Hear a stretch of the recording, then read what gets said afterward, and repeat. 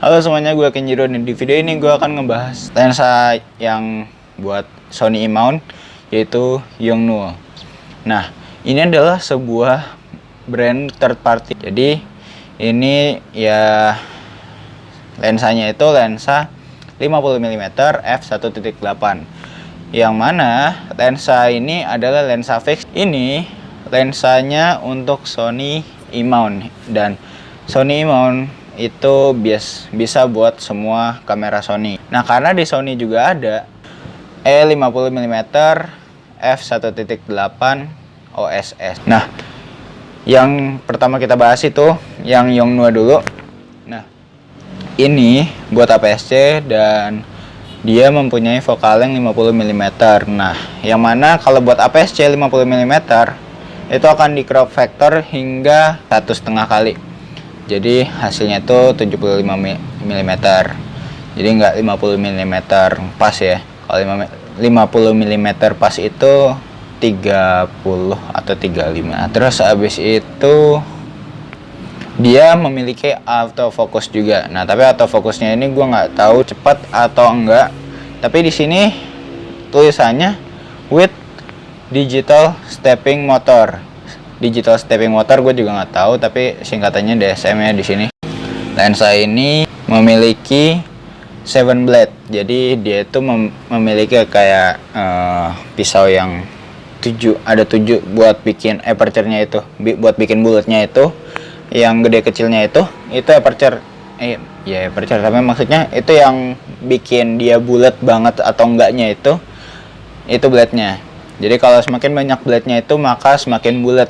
Jadi bokehnya semakin mantep. Nah, di Sony-nya yang 50mm OSS-nya itu yang buat APS-C itu juga sama-sama 7. Jadi hasil gambarnya kita akan menebak bokehnya hampir sama dengan yang di 50mm OSS itu.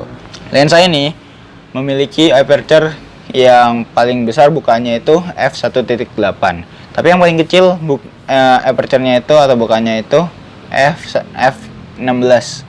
Jadi f16 itu nggak terlalu kecil ya. Tapi kalau yang di Sony, yang di 50mm fixnya Sony itu bisa sampai 22 seingat gua. Nah, terus abis itu lagi dia ada USB interface. Katanya ini buat nge-update versinya. Jadi kayak mungkin autofocusnya akan lebih dipercepat atau seperti apa gitu, gue juga nggak tahu ya buat apa fungsinya. Tapi yang gue tahu bisa di upgrade gitu. Nah, dia ringan karena dia memiliki beratnya itu 143 gram aja. 143 gram, sedangkan yang di Sony 102 gram dan yang di Yongnuo itu 143 gram.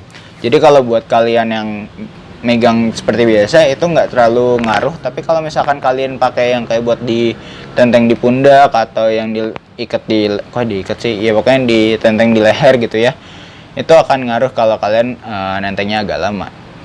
Lalu setelah itu jarak minimal focusingnya itu ada di jarak 0,45 meter.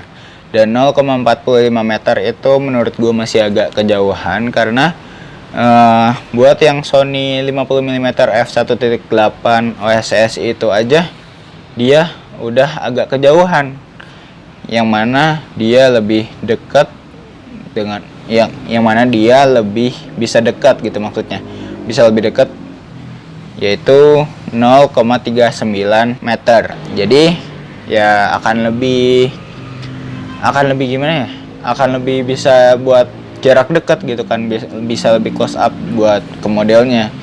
Tapi kalau misalkan kalian pengennya yang foto di sekitaran terus abis itu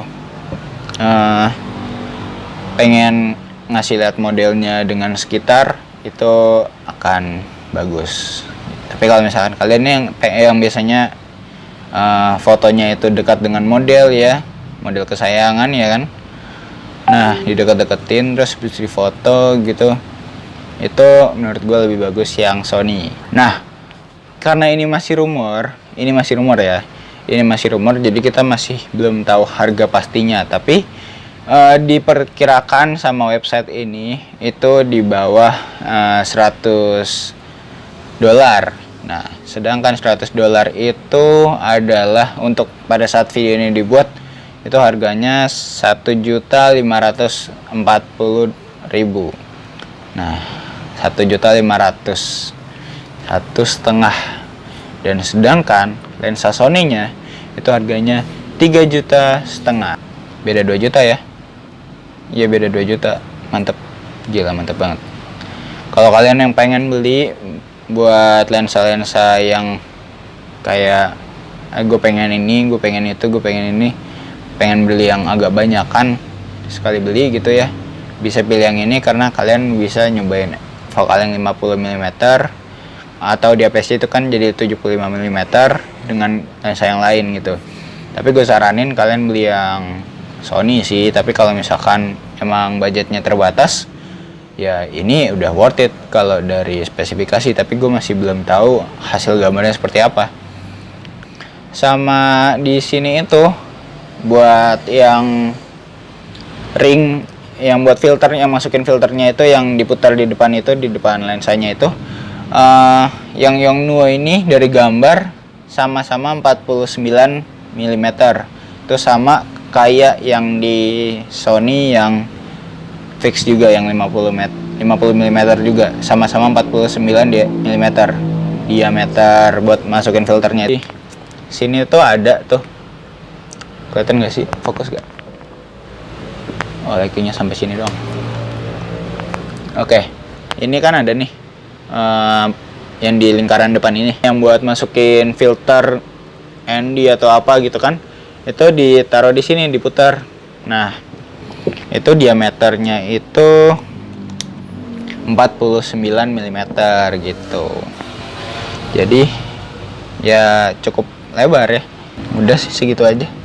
Udah semua kan, harga udah, aperture-nya udah, beratnya udah, terus habis itu 7 blade udah. Oke, terima kasih udah nonton dari awal sampai habis, dan mohon maaf kalau misalkan masih kumur-kumur kalau ngomong. Jadi ya nanti akan gue belajar lagi atau latihan untuk ngomong di depan kamera lagi. Jadi sekian video kali ini, sampai jumpa di video selanjutnya. Gue Kenjiro, dan jangan lupa like, comment, dan subscribe. Bye bye. Nyampe nggak?